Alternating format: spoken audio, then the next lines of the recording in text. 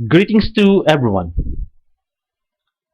Before we proceed to the main discussion, allow me to introduce myself and have a short talk on my impression of this course.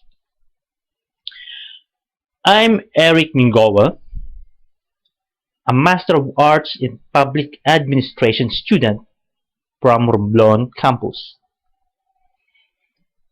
My professional experience is focused on information technology, business analytics and strategies, and organizational performance management. After reading the syllabus of this course, it came to my mind that this course, Economics and National Development, should not be simply one of the cognate courses of MPA program. Instead, it should be one of the core courses of the program. This is a very informative course for MPA students, as it focuses on the economic aspects of nation building. Comparing the course description and syllabus to courses offered by other universities, this course is equivalent to development economics, a very important course for graduate studies. I encourage my fellow students to delve deeper into this course. For MBA students, understanding the economic environment of a business will allow you to craft effective business strategies using the myriad strategy development methodology and tools. Having said that, let's proceed to the main discussion.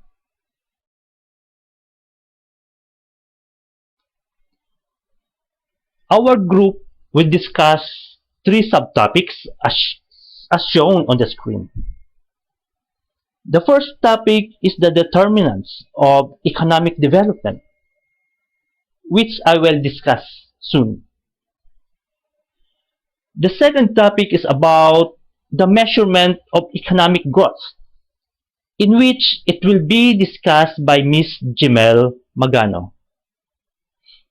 And lastly, the economic development tools, in which it will be discussed by Ms. Janet Fortunato.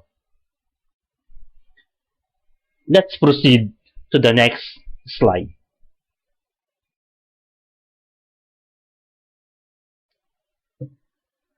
The determinants of economic development.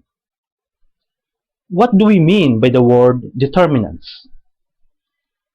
Under the context of economic development, determinants refer to the factors that will allow us to evaluate if economic development happens in a segment of a society or in a nation in general. In other words, determinants are the metrics of economic development. Let's go to the main discussion.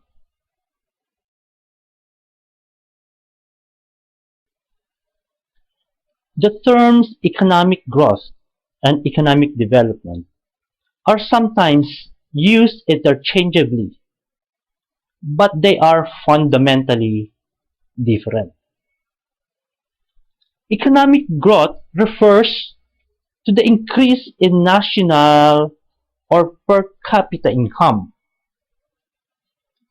If the production of goods and services in a country increases by whatever means, and along with it, average income increases, the country achieves economic growth. Economic development implies more, particularly improvements in health, education, and other aspects of human welfare. Countries that increase their income but do not raise the population life expectancy. There is no increase in schooling and no expansion on individual opportunities, are missing out on some important aspects of development.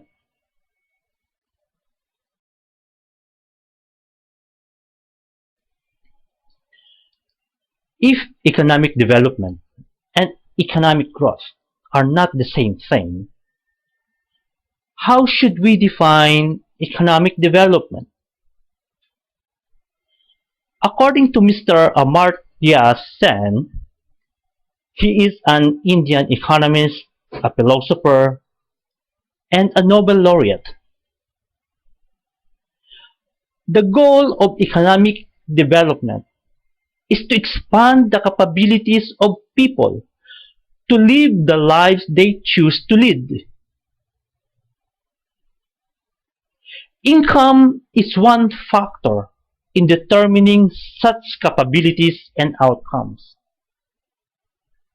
But it is not the only one.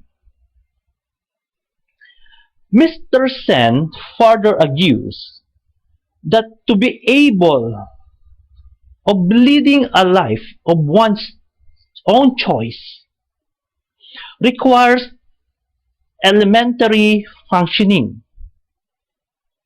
such as escaping from high morbidity and mortality, being adequately nourished, and having at least a basic education.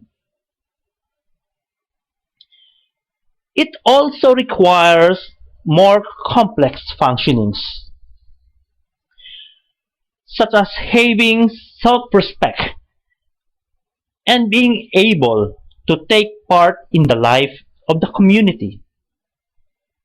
Again, income is but one of the many factors that enhance such individual capabilities. Economic development requires the alleviation of the sources of capability deprivation that prevent people from having the freedom to live the lives they desire. The concept of economic development that I just discussed came from the book authored by Mr. Sen titled Development as Freedom.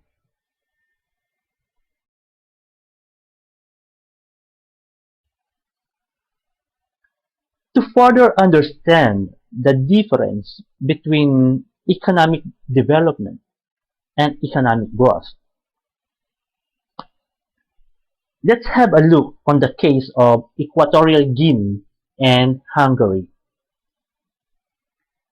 I use 2009 as reference since it is the peak of economic growth in Equatorial Guinea. Equatorial Guinea is a small country of 700,000 people on the west coast of Africa. The discovery and development of vast oil deposits raised its gross national income per capita from $330 in 1990 to $12,420 in 2009. During the period of 2000s, Equatorial Guinea was the fastest growing economy in the world, with a growth rate of 25% per year, greater than China, India, and other successful economies. With growth rate of this magnitude, Equatorial Guinea moved from being a low to a high-income economy in just a decade.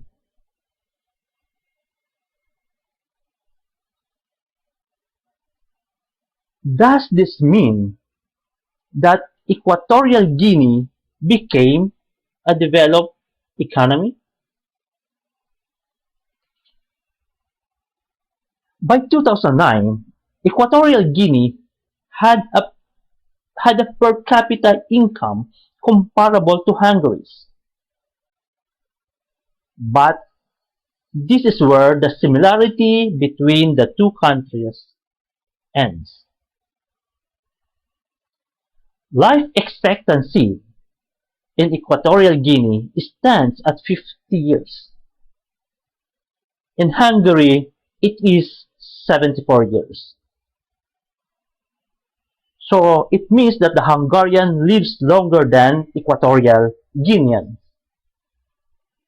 About 90% of school-age Hungarian children are enrolled in primary school. For Equatorial Guinea, it is just closer to 50%. Despite Equatorial Guinea's sudden high level of per capita income, there has been little transformation in the low levels of education and poor health care of most Equatorial Guineans. Nor has there been much change in the economic activity of the country.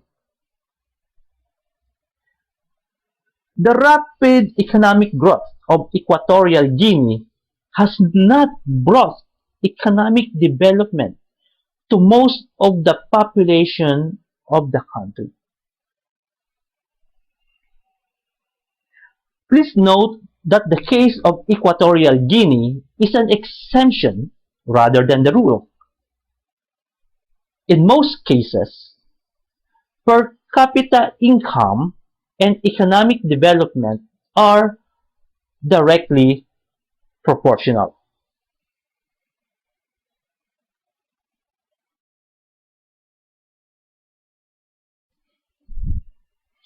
What are the major determinants of economic development? There are three holistic determinants of economic development, namely the Human Development Index, the Millennium Development Goals, and the Sustainable Development Goals. We will discuss each of those economic development determinants in the succeeding slides.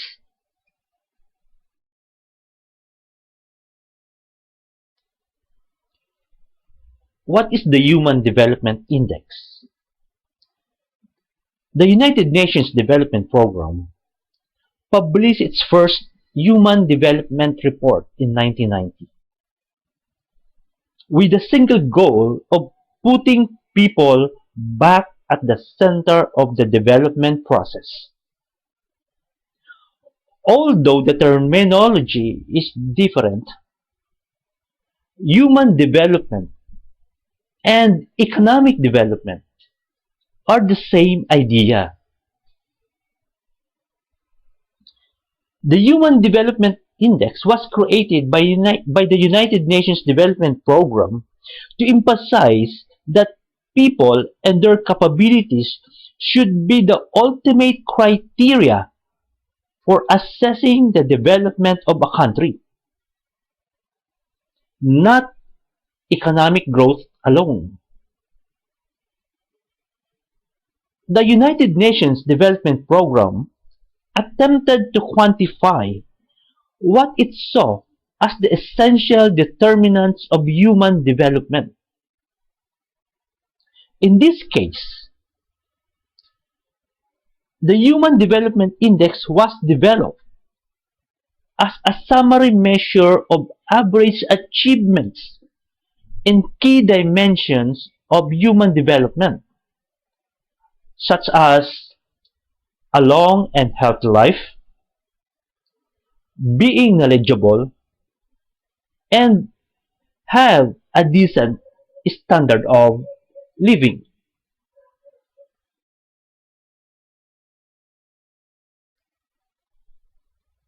Human Development Index dimensions. What is an index? An index is a statistical measure of change in a group of data points derived from any number of sources.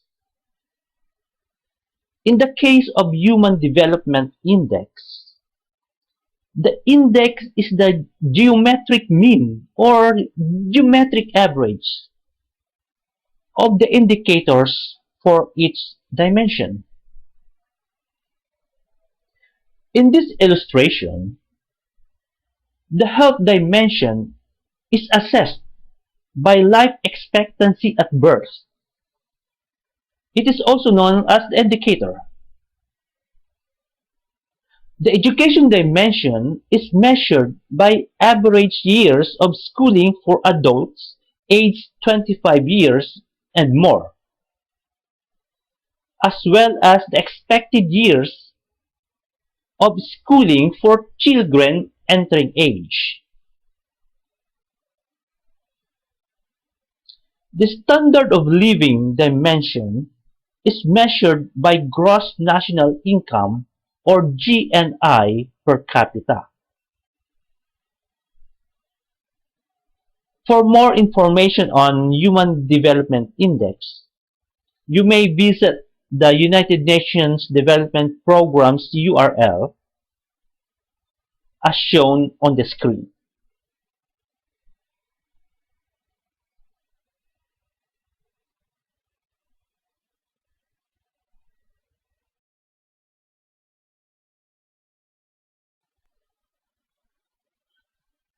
Where do the Philippines stand in terms of Human Development Index global ranking?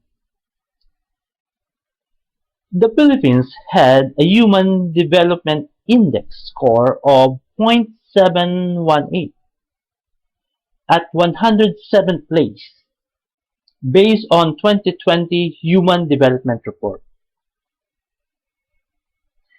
The ranking is up 4 places from 2019 ranking. The rating scale used in the study or in the HDI has 1 as the top score. As mentioned in the previous slide, the HDI measures 3 key dimensions of human development: the life expectancy, expected years of schooling, mean years of schooling, and standard of living as quantified via per capita gross national income. The estimates for the Philippines were 71.2 years life expectancy, 13.1 years of expected schooling, per capita gross national income of $9,778, and homicide rate of 6.5 cases per 100,000 people. The United Nations Development Programme classifies countries with a score of 0.8 and above as very high in terms of human development. Those in the 0.7 to 0.799 range are deemed high, and those between 0.550 to 0.699 is medium. Countries scoring less than 0.550 are classified as having a low level of human development. In this case,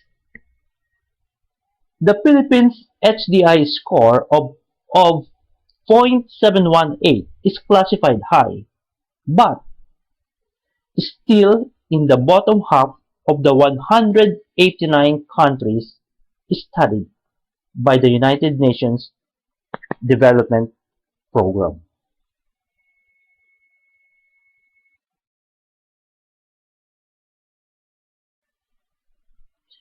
The second determinant of economic development is the Millennium Development Goals. Defining economic development is difficult. As with any normative concept, people have different opinions as what should be included in the definition and on what weight to give to different goals. Even without a commonly agreed on definition, policymakers need specific targets. One such set of targets is known as the Millennium Development Goals. In September 2000, 189 nations adopted the United Nations Millennium Declaration. It is a broad-reaching document that states a commitment to making the right to development a reality for everyone and to freeing the entire human race from want. The declaration defines a set of 8 goals. Goal number 1 is to eradicate extreme poverty and hunger. Goal number 2 is to achieve universal primary education. Goal number 3 is to promote gender equality and empower women. Goal number 4 is to reduce child mortality. Goal number 5 is to improve maternal health. Goal number 6 is to combat HIV, AIDS, malaria, and other diseases. Goal number 7 is to ensure environmental sustainability. And lastly, goal number 8, to develop a global partnership for development. To fully define these goals, a panel of experts developed a comprehensive set of targets and indicators for each of the Millennium Development Goals. The 8 Millennium Development Goals contains 21 targets, which corresponds to 60 indicators.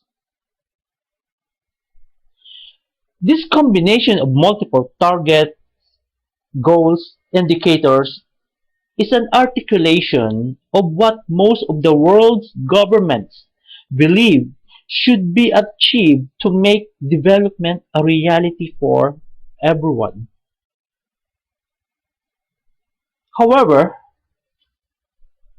critics of the Millennium Development Goals criticize that the Millennium Development Goals included too much and setting targets that may be either too high or too low based on historical experience. And it also fails to address the fundamental economic problems of trade-offs and priorities. For the detailed Millennium Development Goals targets and indicators, you may visit the URL as shown on the screen.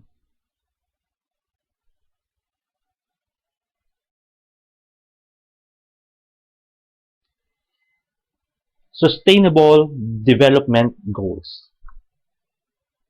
The third determinant of economic development is the Sustainable Development Goals, also known as Global Goals.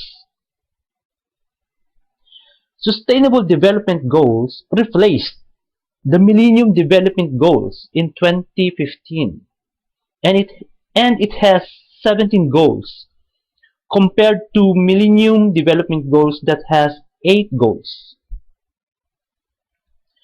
Though the goals are broad and interdependent, in July 2017, the Sustainable Development Goals were made more actionable by a United Nations resolution adopted by the General Assembly.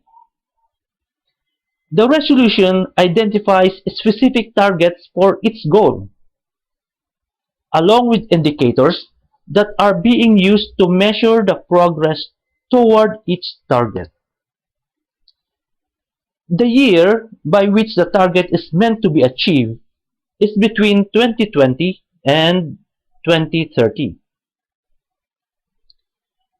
What are the differences between Millennium Development Goals and Sustainable Development Goals?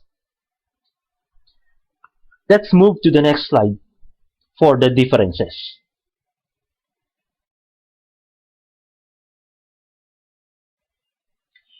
MDGs versus SDGs.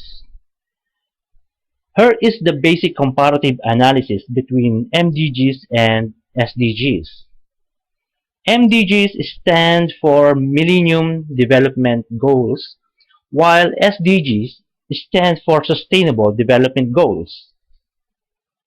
On the number of goals, the Millennium Development Goals has 8, while the Sustainable Development Goals has 17.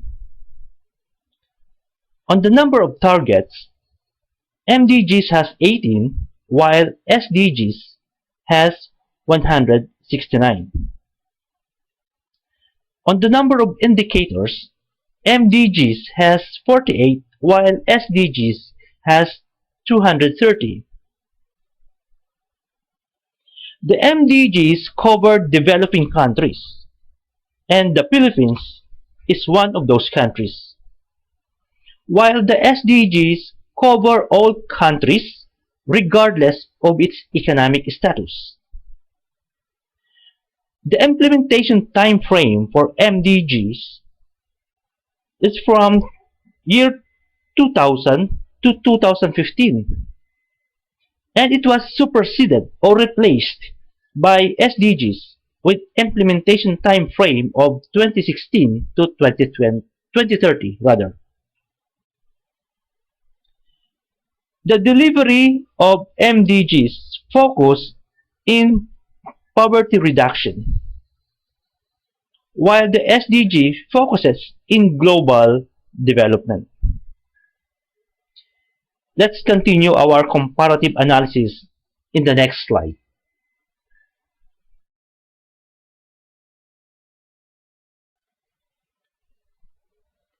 As continuation of the previous slide topic, the MDGs were formulated by a small group of technical experts, while the SDGs were formulated by the United Nations Open Working Group. The source of funding for MDGs was envisioned from AIDS,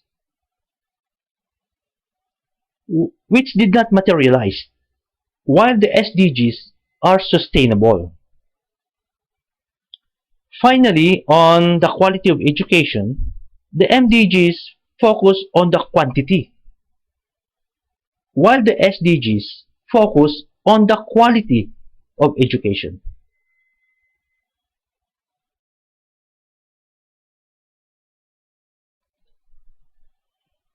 As my final thoughts,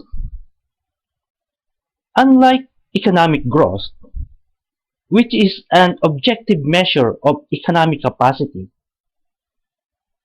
economic development is a normative economic concept, meaning it focuses on the value of economic fairness, or what the economy should be or ought to be. It is based on value judgment. Various scholars and organizations offer specific indicators or goals for achieving development. Prominent among these is the Human Development Index or the HDI, a composite measure reflecting the goals of leading a long life, acquiring knowledge, and achieving material well-being.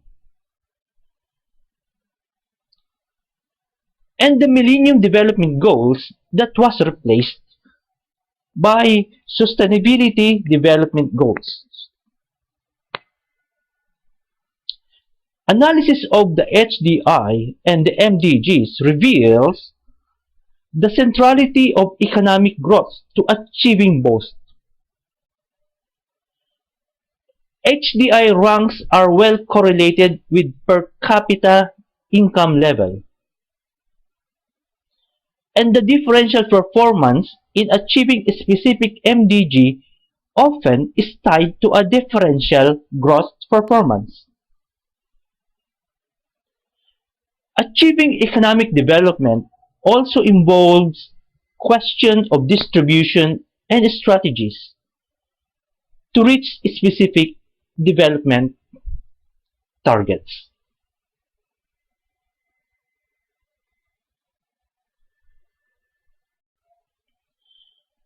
Here are the references of my presentation. A book titled Economics of Development, 7th edition, by Perkins, Radolet, Lindauer, and Black. A book titled Development as Freedom, by Amartya Sen. The Human Development Reports, by the United Nations Development Programme, and the Sustainable Development article from the United Nations Department of Economic and Social Affairs.